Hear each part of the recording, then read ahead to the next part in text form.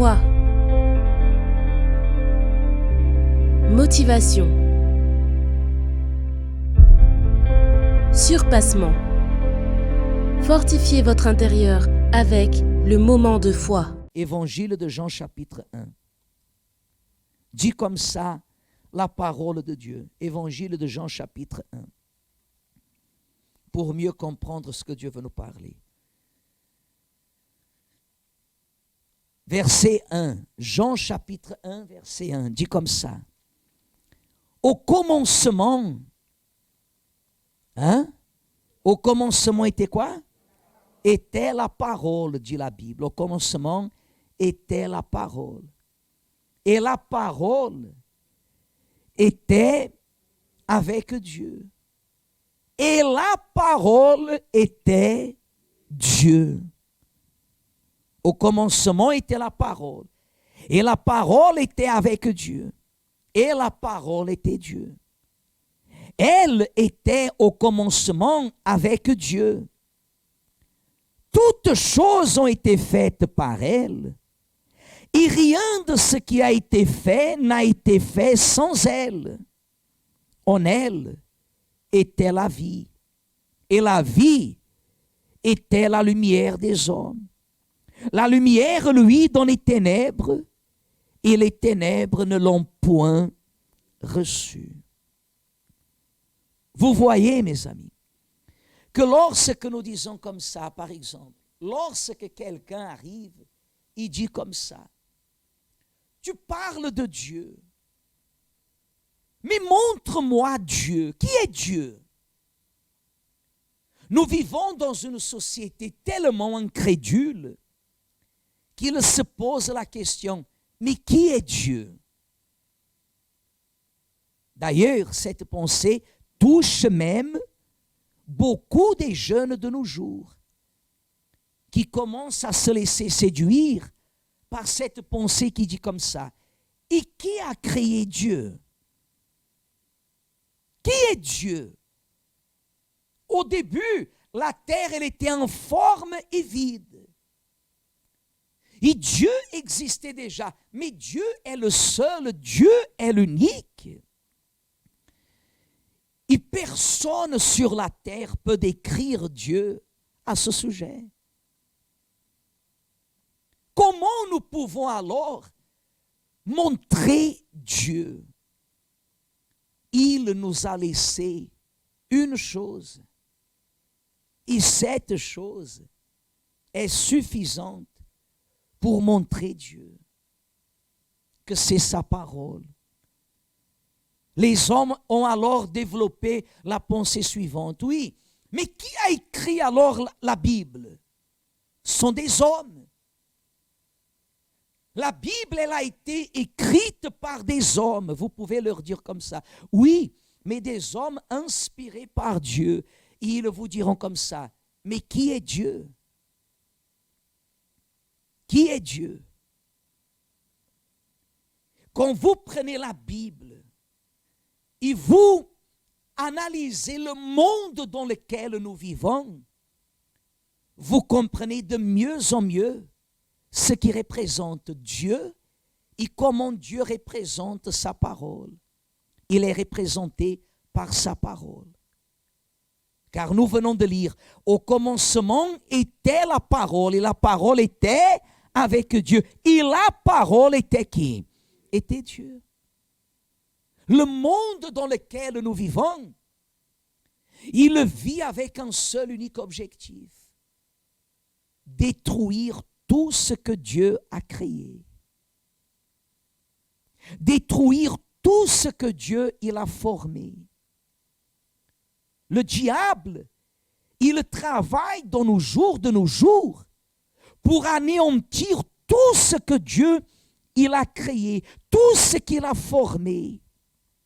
Tout, absolument tout. Vous pouvez voir que nous vivons dans une ère que peut-être pour vous, ça passe inaperçu, mais ça parle beaucoup plus fort. Vous avez déjà entendu parler de cette ère que nous vivons, qui parle des véganes, n'est-ce pas? Des véganes. Qu'est-ce que sont les véganes? Ah, ce sont des personnes qui ne mangent que des végétaux, c'est ça? Végétal. Et vous pensez que ça c'est normal? Cette ère que nous vivons est une ère que nous pouvons dire, c'est la dernière des ères que nous sommes en train de vivre. Où tout est en train d'être fait pour contredire ce que Dieu il a créé, ce que Dieu il a fait. Voyez, quand quelqu'un vous dit comme ça, oui, mais pourquoi alors Dieu? Pourquoi Dieu? Qui est Dieu? Qui est Dieu? Pourquoi on entend parler de Jésus? Et pourquoi Jésus, il est blanc? Sans que personne ait dit que Jésus, il est blanc. Parce qu'ici à l'église, personne ne peut dire que on a parlé que Jésus est blanc. Et elle n'a jamais vu une image quelconque qui montre que Jésus il est blanc. Peut-être dans le catholicisme, elle a vu une image sur la croix, et dans cette image, il y a un figurant, pardonnez-moi l'expression, une image, une statue qui est là, et qui montre une couleur blanche. Mais personne dans l'église de Jésus a décrit Jésus comme étant blanc. Géographiquement, nous pouvons déduire comment Jésus il est venu dans ce monde à l'époque. Mais pour nous, Église, dans ma foi, je ne pense jamais à ça. Ah, est-ce que Jésus, il est blanc? Est-ce que Jésus, il est noir? Est-ce que Jésus, il est comme ça, comme ça? Je ne pense pas parce que je ne peux pas me permettre de perdre du temps à une pensée que la Bible elle-même ne nous enseigne pas. Si vous voulez être une personne réalisée dans votre foi, laissez-vous être guidé par la parole de qui? De Dieu. La parole de Dieu ne faillit jamais. Quand la personne, elle veut montrer Dieu, comment je montre Dieu? Avec la Bible. Dieu est la Bible.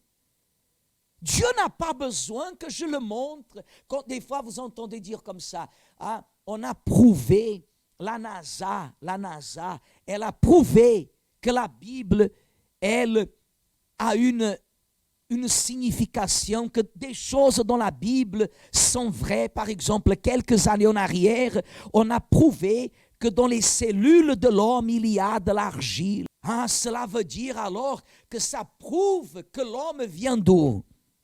De la terre. Mais moi, je n'ai pas besoin que la NASA, elle prouve que l'homme, il a dans ses cellules des particules d'argile. Je n'ai pas besoin de ça. Un jour, on dira comme ça, finalement, on a compris que la logique que l'être humain vient, la logique de la création, que l'être humain vient du singe, ce n'est pas vrai. Quelqu'un un jour va dire ça, parce qu'ils sont obligés à le reconnaître. Mais moi, je n'ai pas besoin que les hommes le prouvent. Moi, j'ai la parole de qui? De Dieu. On a prouvé que la Terre, la planète, finalement, elle a un aspect, une circonférence, elle est ronde, pas bien, mais dans ce sens géométrique. Mais moi, je n'ai pas besoin que les hommes prouvent quelque chose que Dieu nous a déjà laissé. La parole de Dieu ne faillit pas. La parole de Dieu, elle nous guide. La parole de Dieu, elle nous instruit, elle nous donne l'orientation. Pourquoi pensez-vous que Jésus a dit que ta parole soit oui, oui, oh, non, non. Les personnes, elles jouent d'église. Je suis fatigué. Ah, je suis allé dans cette église. Ah, je n'ai pas aimé le pasteur. Je vais dans une autre église. Ah, cette église, elle est bien. Ah, ce pasteur, il est cool. Ah, cette église, ceci, cela. Vous jouez avec l'église, mais on ne peut pas jouer avec la parole. Et cela, c'est ce que le diable fait le plus. Parce que si Dieu, il est représenté par la parole, vous comprenez maintenant pourquoi nous devons obéir à la quoi? À la parole. Mais si je viens à l'église ici ou ailleurs, si j'écoute la parole, l'église, et je continue à vivre contre la parole, qu'est-ce que cela veut dire? Je suis en train de vivre contre la volonté de qui? De Dieu. Je viens à l'église ici, et je vis dans la fornication, je vis dans la prostitution, je vis dans le mensonge. Je viens à l'église, c'est parce que j'ai faibli. Non, ce n'est pas ça, vous allez comprendre. Il ne faut pas se justifier. La Bible dit que ceux qui sont en Christ ne se justifient pas. Parce que quand je commets une erreur, je n'ai rien à quoi? À justifier. Je n'ai qu'à reconnaître. Je n'ai qu'à reconnaître. Il y a des personnes, comme on parlait tout à l'heure, qui font de l'église, comme on a parlé tout à l'heure, l'expression qu'on a utilisée tout à l'heure, carwash. Carwash. C'est qu'est-ce que ça veut dire le carwash? Hein? Qui a une voiture ici? Levez la main. Qui a la voiture? Quand elle est sale, vous l'amenez où? Dans la salle de bain? Dans la douche? Où est-ce que vous l'amenez? Où? Car wash. Il faut parler en anglais, il faut développer. Hein? Vous savez que c'est le car wash? Il y a des personnes, c'est comme ça, font de l'église un car wash. Comment on dit ça en français? Lavage automatique, pardon. La personne, elle va, elle désobéit, elle ment, elle trahit, elle prostitue, elle adultère. Et qu'est-ce qu'elle fait? Elle va à l'église. Pasteur, il faut que je me fasse baptiser. Et elle vit une vie comme ça. Elle vit une vie comme ça. Sans remarquer que cette attitude est en train de détruire sa foi. Est en train d'anéantir sa foi. Parce que si je viens à l'église et j'écoute la parole de Dieu, mais quand je sors, je ne pratique pas la parole pour plaire aux uns, pour plaire aux autres, à quoi bon participer de la Sainte Seine, Église? Soulagement de conscience. Être ici devant le pasteur et des fois être bien vu devant le pasteur et cacher derrière moi ce que je fais contre la parole de qui? De Dieu. On ne peut pas vivre comme ça. On ne peut pas vivre, Église, en agissant d'une façon qui contredit la parole de Dieu. Vous n'obéissez pas au pasteur. Vous n'obéissez pas à l'Église. Vous obéissez à qui? À Dieu. Vous obéissez à Dieu. Et si vous obéissez à Dieu, monsieur, mettez le masque s'il vous plaît. Merci. Si vous obéissez à Dieu,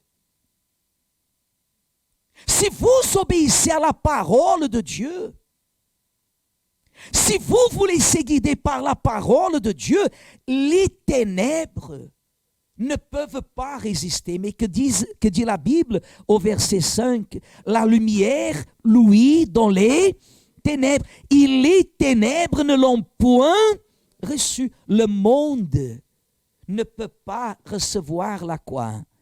La parole. C'est pour ça que les personnes sont contre nous. Des fois, la personne, elle dit qu'elle est déçue avec les églises. Non, vous ne pouvez pas être déçu avec les églises. Vous ne pouvez pas être déçu avec l'église, je voulais dire.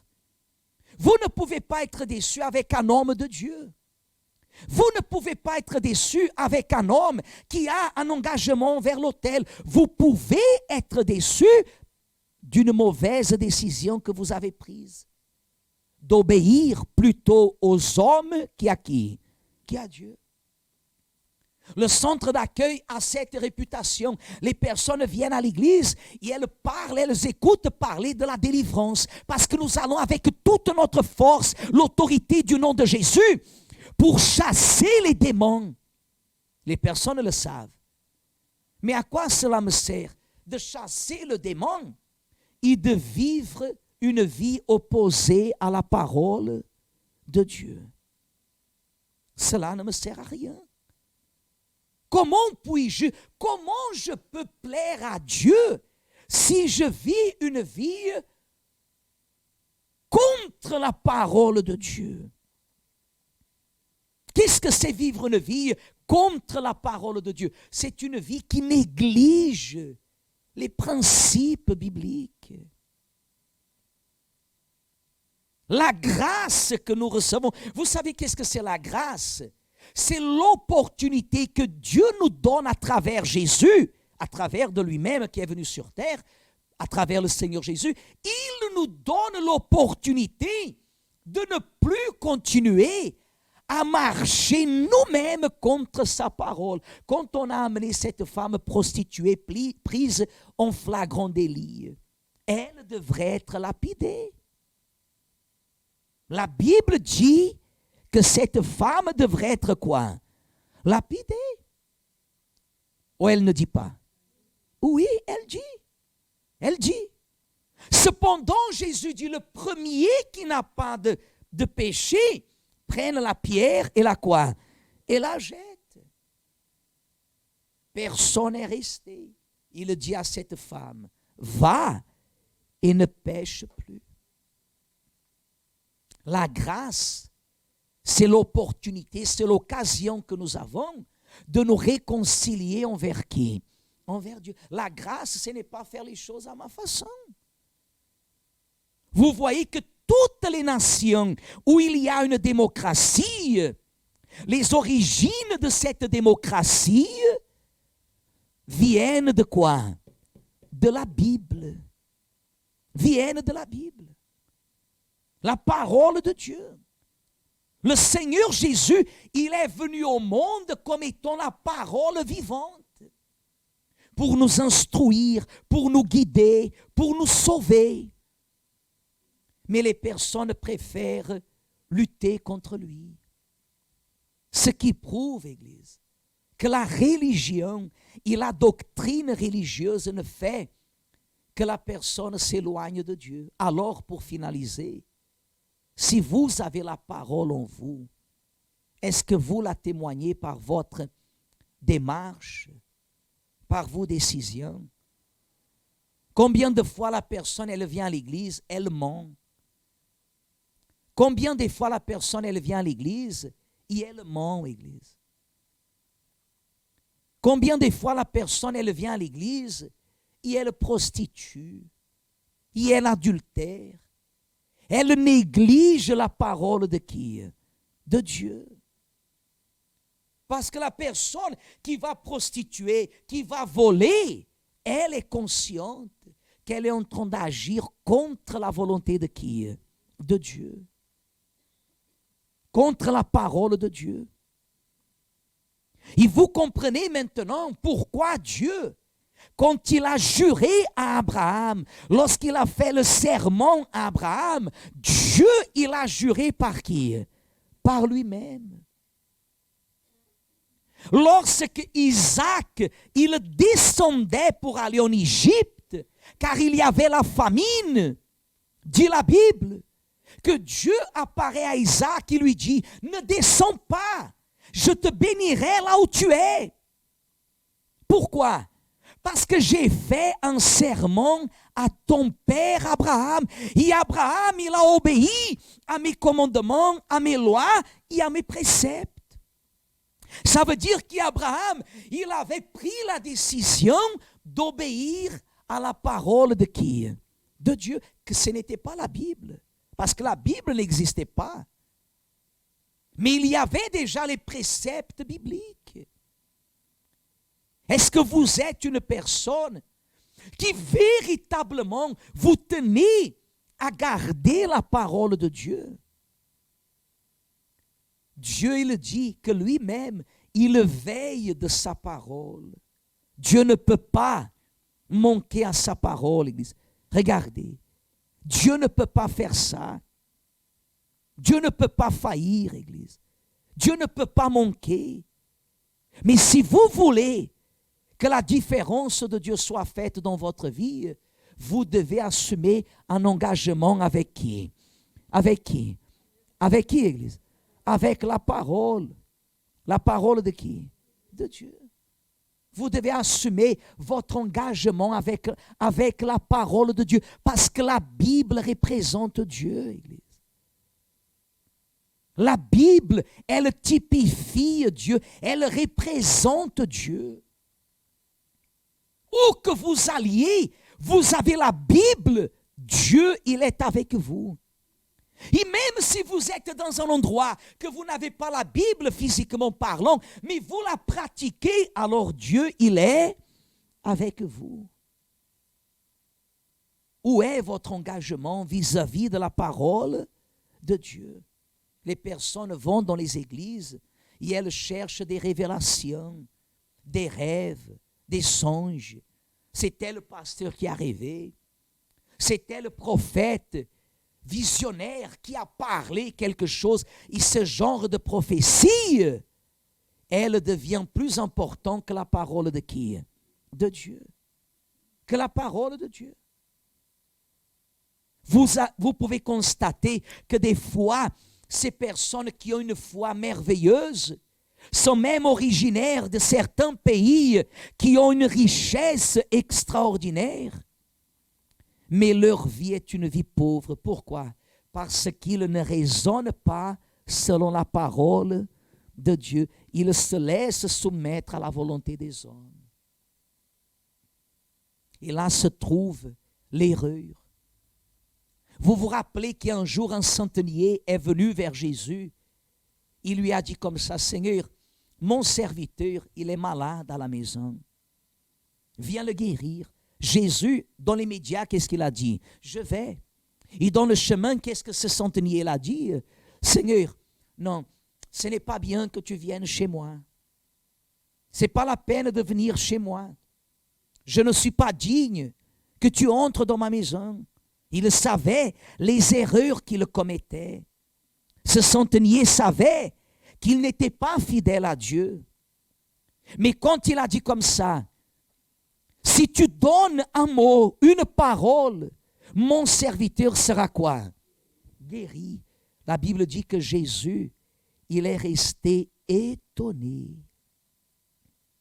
Et Jésus a dit que ni même en Israël, il avait vu une aussi grande foi. Pourquoi? Parce que cet homme, il a dit, moi aussi, j'ai des serviteurs. Si je dis à l'un, viens, il vient. Si je dis à l'autre, va, il va. Si je dis à l'autre, fais ceci, il le fait. Pourquoi? Parce que quand la personne, elle, respecte la parole, il savait de la même façon que je donne un ordre et cet ordre doit s'accomplir, ce que tu diras, c'est ce qu'il va s'accomplir. Et des fois la personne, elle est dans l'église et elle dit qu'elle n'arrive pas à être baptisée du Saint-Esprit. C'est un casse-tête pour elle. C'est même mystérieux. Et pourquoi cette personne, elle n'est pas baptisée du Saint-Esprit? La Bible dit que l'apôtre Paul, il signait des actes pour aller tuer les chrétiens. Si la Bible dit que Paul, il voyait, on tuait les chrétiens, et Paul, il le voyait. Il était d'accord. On a tué un chrétien, et Paul, il signait des lettres. Il allait chercher des lettres aussi aux responsables pour poursuivre les chrétiens, pour les tuer. Et la Bible dit que le jour où Jésus apparaît, et Jésus se révèle à Paul, qu'il est tombé de son cheval. Au moins vous avez déjà entendu parler de l'histoire. Au bout de quelques heures, Dieu il va vers le disciple, il lui demande d'imposer les mains sur Paul. Même le disciple, il a dit, mais sur lui là, fais ce que je te dis, parce que je sais ce que je dois faire à travers de lui. Le disciple est allé, il a imposé les mains, il a reçu le Saint-Esprit. Il est devenu un exploit pour glorifier à Dieu. Et aujourd'hui, les chrétiens, qu'est-ce qu'ils aiment? C'est ce qu'ils aiment? Je vais vous dire ce qu'ils aiment. Il est 20h33. Les chrétiens, dans nos jours, c'est ce qu'ils aiment. Ils aiment aller à l'église et danser, chanter, bouger. C'est ce qu'ils aiment. Ils n'aiment pas utiliser la quoi? Utiliser la tête. Ils n'aiment pas utiliser la tête. Avez-vous déjà vu des chants de joie des Hébreux, des Juifs? Essayez de voir le chant de foi, de joie des Juifs. Allez voir si c'est cet aspect corporel qu'on voit dans les églises, où les personnes dansent, elles font jouer le corps avec des mouvements. Allez voir si c'est ça. Allez voir comme les Juifs, quand ils prennent la Bible, ils s'investissent. Est-ce que vous avez déjà vu les Juifs réciter des prières et prier dans le mur des lamentations? Allez voir comme ils prient. Je ne sais pas si vous avez déjà remarqué les personnes dans le monde. Vous avez déjà été, qui a été dans les murs des lamentations? Vous les avez vus? Pensez. La majorité de ceux que vous l'avez vus placer leurs mains sur le mur et ne disaient rien, n'étaient pas des Juifs. Ce sont des chrétiens qui sont obligés à mettre la kippa pour aller au mur des lamentations. Tous les chrétiens qui vont là-bas en Israël, quand ils vont au mur des lamentations, il y a un espace qu'ils doivent prendre la kippa. La kippa, connaissez? Des fois en tissu, des fois en papier qu'ils mettent là, et la personne, elle prend, elle le met, et elle va, et elle impose. Si vous voyez un juif qui prie, il prie. Il prie. Vous les avez déjà vus avec une petite boîte qu'ils mettent ici dans leur front, avec une ficelle qu'ils le font descendre jusqu'ici. Ils l'attachent et ils le font comme ça, dans le bras gauche. C'est le bras proche du cœur. Cette boîte, elle représente la Bible, la parole. Et quand ils prient en mouvement. Ils récitent des prières parce qu'ils disent que les vrais, ceux qui sont les vrais, qui obéissent à la parole, ils doivent parler avec Dieu en mouvement pour ne pas tomber dans l'erreur de beaucoup de personnes qui viennent à l'église pour dormir, comme on parlait tout à l'heure. Dieu, il est esprit et il faut que les vrais adorateurs lui adorent en quoi? En esprit et en évêque. Depuis 6 heures du matin, je travaille grâce à Dieu que vous travaillez. Je préfère que vous travaillez depuis 6 heures du matin que de savoir que vous êtes à l'hôpital depuis 6 heures du matin, parce qu'il y a des personnes qui sont dans les hôpitaux et qui ne peuvent pas être là maintenant. Qu'est-ce qu'on vous a dit tout à l'heure? Un chrétien ne se justifie jamais. Il écoute la parole, il reconnaît, il le met en pratique. Et en faisant comme ça, il se retrouve avec qui? Avec Dieu. Analysez votre engagement avec la parole de qui? De Dieu.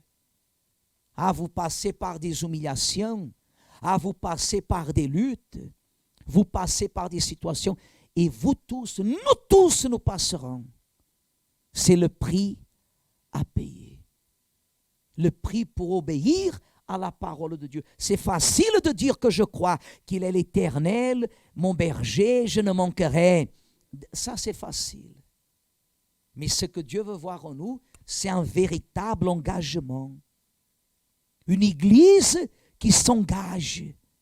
Une église qui obéit, qui pratique la parole de Dieu.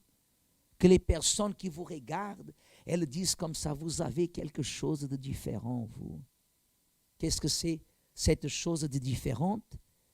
C'est la présence de Dieu qui nous est donnée en obéissance à sa parole.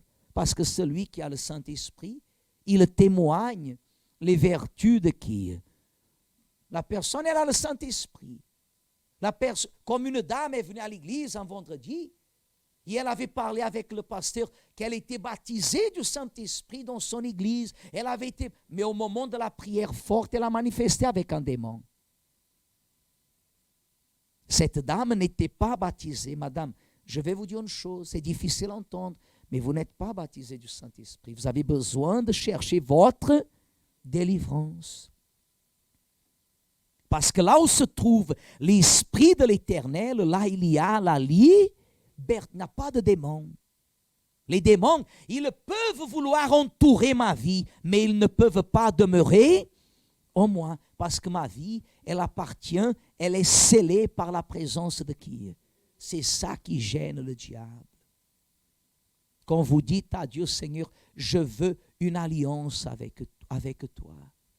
C'est un engagement avec la parole de Dieu. Que le monde m'abandonne, mais je sais que mon Père ne m'abandonnera jamais.